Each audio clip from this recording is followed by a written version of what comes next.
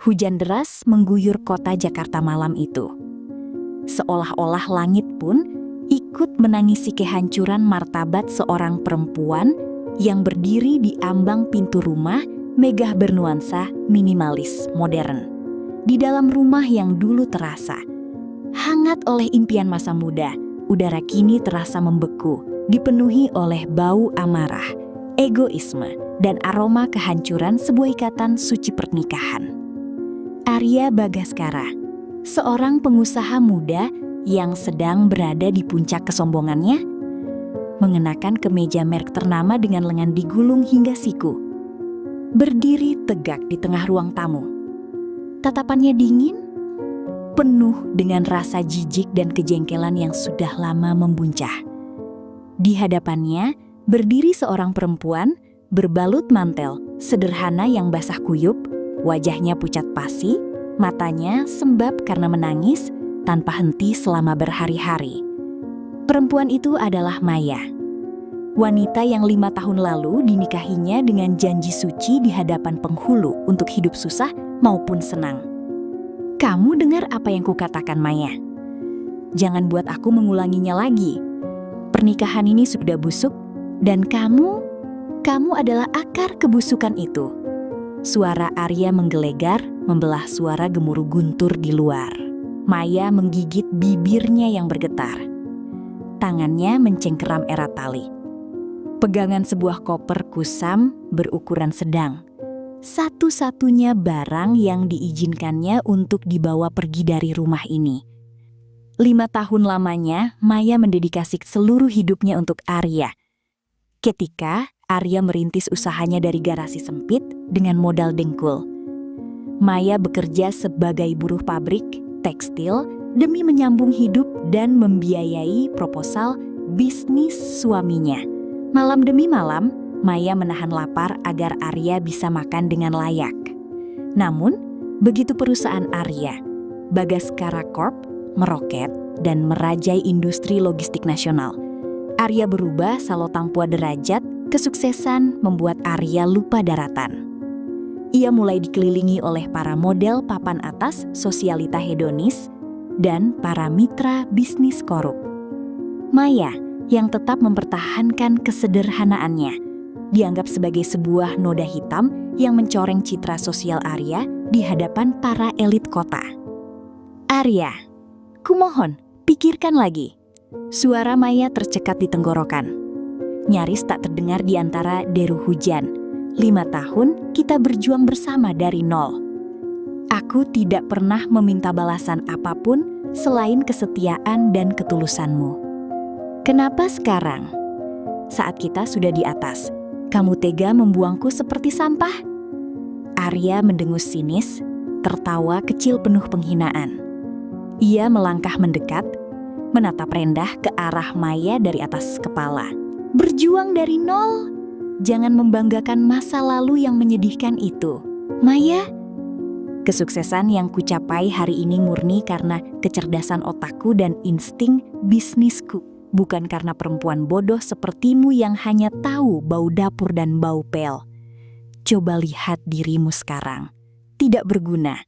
Kamu hanya beban sosial, beban mental. Dan batu sandungan bagi karierku yang sedang bersinar. Arya menunjuk tepat ke wajah Maya dengan telunjuknya. Kata-kata itu menghujam jantung Maya lebih tajam daripada belati bermata dua. Air mata yang sejak tadi terbendung akhirnya tumpah, bercampur dengan air hujan yang menetes dari ujung rambutnya. Tidak ada lagi sisa kehangatan di mata pria yang pernah berjanji melindunginya sehidup semati. Baiklah Arya, bisik Maya lirih. Namun ada nada ketegasan yang tiba-tiba bergetar di balik suaranya yang parau. Ingat baik-baik hari ini, dan ingat setiap kata yang baru saja keluar dari mulutmu. Roda kehidupan itu berputar Arya. Hari ini kamu menginjakku serendah-rendahnya. Tapi suatu saat nanti, kamu akan tahu di mana letak harga sejati dari sebuah ketulusan. Cih, drama murahan, bentak Arya, lalu membanting pintu utama rumah itu tepat di depan wajah Maya. Suara bantingan pintu itu bergema panjang, menutup lembaran pertama dari sebuah pernikahan yang berakhir dengan pengkhianatan keji. Berjuang dari nol, jangan membanggakan masa lalu yang menyedihkan itu, Maya. Kesuksesan yang kucapai hari ini murni karena kecerdasan otakku dan insting bisnisku, bukan karena perempuan bodoh sepertimu yang hanya tahu bau dapur dan bau pel. Coba lihat dirimu sekarang. Tidak berguna. Kamu hanya beban sosial, beban mental, dan batu sandungan bagi karierku yang sedang bersinar. Arya menunjuk tepat ke wajah Maya dengan telunjuknya. Kata-kata itu menghujam jantung Maya lebih tajam daripada belati bermata dua. Air mata yang sejak tadi terbendung akhirnya tumpah, bercampur dengan air hujan yang menetes dari ujung rambutnya. Tidak ada lagi sisa kehangatan di mata pria yang pernah berjanji melindunginya sehidup semati. Baiklah Arya, bisik Maya lirih. Namun ada nada ketegasan yang tiba-tiba bergetar di balik suaranya yang parau. Ingat baik-baik hari ini, dan ingat setiap kata yang baru saja keluar dari mulutmu. Roda kehidupan itu berputar Arya. Hari ini kamu menginjakku serendah-rendahnya, tapi suatu saat nanti kamu akan tahu di mana letak harga sejati dari sebuah ketulusan. Sih, drama murahan, bentak Arya, lalu membanting pintu utama rumah itu tepat di depan wajah Maya. Suara bantingan pintu itu bergema panjang, menutup lembaran pertama dari sebuah pernikahan yang berakhir dengan pengkhianatan keji. Waktu berjalan tanpa belas kasihan. 5 tahun berlalu sejak malam badai yang mengusir Maya keluar dari rumah mewah itu. Di belahan kota yang lain, nasib berputar dengan kecepatan badai topan. Kesombongan Arya Bagaskara terbukti menjadi bumerang paling mematikan bagi kerajaan bisnisnya. Memerasa dirinya tidak tersentuh, Arya melakukan ekspansi besar-besaran tanpa perhitungan matang. Ia terlibat dalam korupsi tingkat tinggi, suap pejabat pelabuhan, dan manipulasi laporan keuangan demi menutupi utang-utang perusahaannya yang menumpuk akibat gaya hidup mewahnya yang ugal-ugalan. Singkat cerita, palu keadilan dan hukum bisnis menghantam Bagaskara Corp tanpa ampun. Dalam kurun waktu kurang dari 3 bulan, perusahaannya dinyatakan pailit oleh pengadilan niaga. Aset-asetnya disita negara untuk melunasi utang miliaran rupiah kepada bank dan para investor yang tertipu. Mobil-mobil sport mewahnya diangkut truk derek di siang bolong.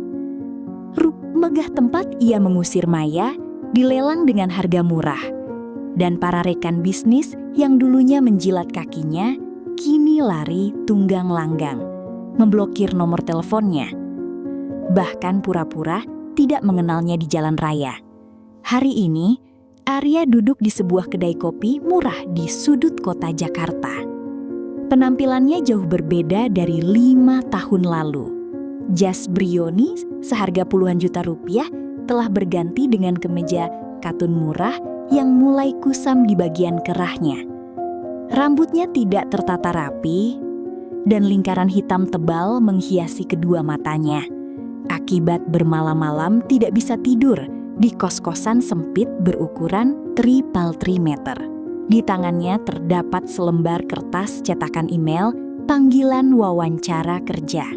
Setelah mengirim ratusan lamaran ke berbagai perusahaan kecil dan menengah dan selalu berujung penolakan, hari ini ia mendapatkan satu secercah harapan terakhir.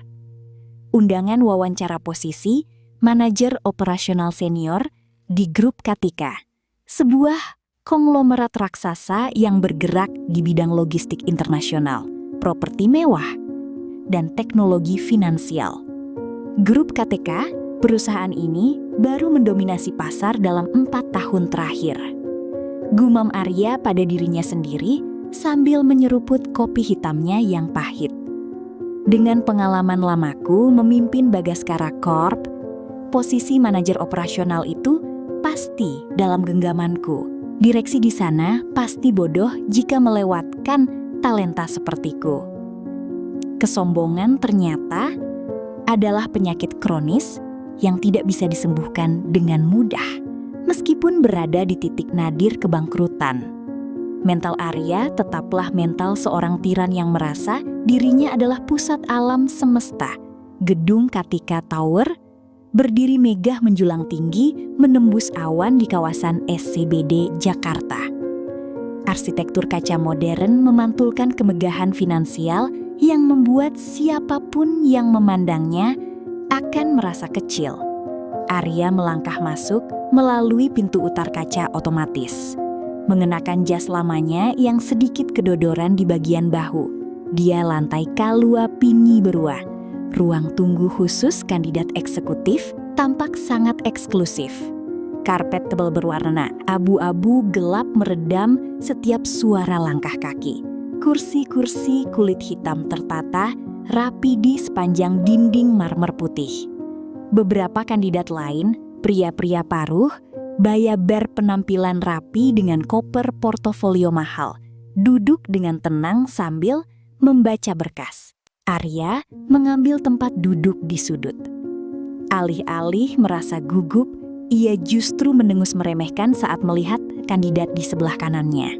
Ia merasa derajatnya masih jauh di atas orang-orang tersebut. Beberapa menit kemudian, seorang staf administrasi muda berpakaian jas rapi menghampiri barisan kursi tunggu sambil membawa sebuah map biru. "Selamat pagi bapak-bapak sekalian. Mohon perhatian sebentar." Mengingat jadwal yang sangat padat, CEO kami, Yang Mulia Direktur Utama Grup KTK, memutuskan untuk turun tangan langsung mewawancarai kandidat akhir hari ini. Umum staf tersebut dengan sopan, bisik-bisik kekaguman bercampur tegang langsung terdengar di antara para kandidat.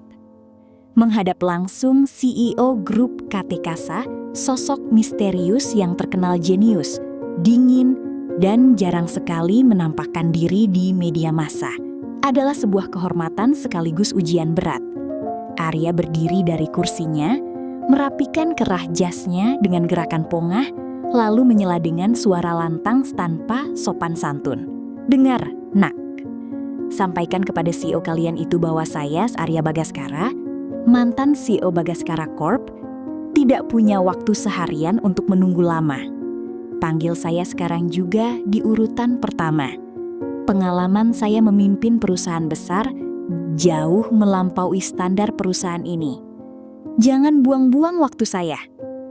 Staf administrasi itu tertegun sejenak, menatap Arya dengan pandangan aneh, campuran antara rasa tidak percaya dan senyum sinis yang ditahan mati-matian. "Baik, Bapak Arya Bagaskara," jawab staf itu dengan nada yang sangat datar. "Anda akan segera dipanggil ke ruang CEO di ujung koridor lantai ini." Arya tersenyum puas. Merasa bahwa namanya yang besar, meskipun kini telah bangkrut, masih membawa pengaruh besar. Ia melangkah menyusuri koridor marmer dengan dada membusuk. Menatap angkuh ke arah lukisan-lukisan dinding berharga, mahal yang menghiasi lorong gedung tersebut. Pintu ganda kayu mahoni berukuran besar terbuka secara otomatis begitu Arya berdiri di hadapannya. Ia melangkah masuk ke dalam ruangan CEO yang sangat luas. Ruangan itu dikelilingi dinding kaca panorama yang memperlihatkan pemandangan seluruh kota Jakarta dari ketinggian ratusan meter. Lantai marmer hitam mengkilap, memantulkan cahaya lampu gantung kristal yang mewah. Di ujung ruangan, di balik, sebuah meja kerja besar dari kayu eboni hitam. Sebuah kursi eksekutif berbalut kulit domba menghadap ke arah jendela besar, membelakangi pintu masuk. Sosok yang duduk di kursi itu mengenakan setelan jas wanita berwarna putih tulang yang sangat elegan. Rambut hitam legamnya disanggul rapi dengan gaya modern minimalis. "Silakan duduk Tuan Bagaskara," suara seorang wanita terdengar. Suara itu begitu tenang, dingin, namun memiliki otoritas mutlak yang langsung membuat bulu kuduk Arya meremang seketika. Ada sesuatu dari intonasi suara itu yang yang terasa sangat familiar di relung ingatan Arya. Namun otaknya terlalu dipenuhi ego untuk mengenalinya saat itu. Arya menarik kursi di hadapan meja kerja tanpa diundang, lalu duduk dengan menyilangkan kaki, menatap punggung sang CEO dengan senyum meremehkan. "Terima kasih. Langsung saja, Nyonya CEO," kata Arya dengan nada menggurui. "Saya tahu resume saya sudah berbicara banyak. Saya butuh posisi manajer operasional dengan paket kompensasi minimal 100 juta rupiah per bulan, ditambah fasilitas kendaraan operasional dan apartemen di pusat kota. Saya yakin grup KTK membutuhkan tangan dingin seperti saya untuk menyelamatkan divisi logistik kalian yang saya dengar sempat kedodoran bulan lalu." Sosok di kursi eksekutif itu tidak segera menjawab. Ruangan mendadak menjadi sangat sunyi, seolah-olah udara di dalam ruangan disedot keluar. "Tangan dingin yang menyelamatkan perusahaan?" Suara wanita itu berbisik pelan, disusul oleh tawa kecil yang sangat dingin perlahan-lahan. Kursi eksekutif beroda itu berputar salo taptanus derajat menghadap ke arah Arya. Waktu seakan berhenti berdetak. Dunia di sekeliling Arya runtuh dalam sepersekian detik. Sosok yang duduk di hadapannya bukanlah seorang direktur paruh baya berwajah garang, melainkan seorang wanita dengan kecantikan yang memukau, anggun, dan memancarkan aura kekuasaan yang luar biasa sah. Tatapan matanya tajam bagaikan mata elang, namun di dalamnya tersimpan ketenangan samudera yang dalam. Wanita itu adalah Maya. Arya tertegun hebat. Jantungnya serasa copot dari tempatnya. Matanya membelalak lebar hingga nyaris keluar dari soketnya. Rahangnya ternganga selebar-lebarnya. Dan seluruh darah di tubuhnya mendadak surut ke kaki. Ia bangkit dari kursinya secara refleks, limbung, dan hampir tersandung karpet. "Maya, kamu..." Arya tergagap, suaranya pecah menjadi bisikan histeris yang tidak karuan. "Tidak mungkin, ini tidak masuk akal. Bagaimana mungkin kamu, perempuan miskin yang dulu kuusir? Kamu pemilik grup KTK?" Rasa syok, malu, dan rasa tidak percaya menghantam kepala Arya bagaikan palu godam raksasa. Keringat dingin bercucuran membasahi kemeja kusamnya. Kakinya gemetar hebat hingga ia terpaksa berpegangan pada tepi meja kerja untuk menopang tubuhnya yang nyaris ambruk. Maya menyandarkan punggungnya secara perlahan ke sandaran kursi. Ia menatap mantan suaminya dengan ekspresi yang begitu datar. Tidak ada kemarahan, tidak ada dendam yang meluap-luap. Yang ada hanyalah ketenangan mutlak dari seseorang yang telah memenangkan perang kehidupan melalui ketekunan dan kerja keras. "Kaget, Arya?" Suara Maya meluncur lembut namun menusuk tulang. Ia merapikan selembar berkas di atas meja yang ternyata adalah riwayat hidup Arya sendiri. "Mencari lowongan kerja di perusahaan yang kubangun dari kepingan air mata yang dulu kau tumpahkan padaku. Ironis sekali, bukan?" Arya menggelengkan kepalanya dengan liar. Jemarinya mencengkeram tepi meja hingga buku-buku jarinya memutih. Rasa malunya jauh lebih menyiksa daripada rasa lapar atau kemiskinan yang menderanya. Bagaimana bisa, Maya? 5 tahun lalu, kamu pergi hanya membawa 1 koper pakaian usang. Dari mana kamu mendapatkan semua ini? Ini pasti mimpi. Ini mimpi buruk, teriak Arya histeris. Kehilangan seluruh kewarasannya sebagai seorang pria. Maya berdiri dari kursinya, tingginya, langkah kakinya, dan cara ia merapikan jasnya memancarkan karisma seorang pemimpin sejati. Ia berjalan pelan mendekati jendela kaca besar, memandang ke arah lalu lintas kota Jakarta yang padat di bawah sana. Lalu berbalik menatap tajam ke arah Arya. Kamu benar, Arya. 5 tahun lalu, aku pergi hanya dengan 1 koper. Tapi kamu lupa satu hal. Koper itu tidak berisi barang-barang mewah, melainkan berisi harga diriku yang kau injak-injak, tekadku yang tidak bisa dibeli, dan kecerdasan yang selama ini sengaja kau matikan di balik dapur rumahmu. Ucap Maya dengan nada penuh wibawa. Setelah malam badai itu, aku menggunakan uang tabungan rahasia hasil kerjaku sendiri di pabrik dulu untuk mendaftar kursus manajemen, bisnis lanjutan, dan melamar sebagai staf rendahan di sebuah perusahaan logistik rintisan.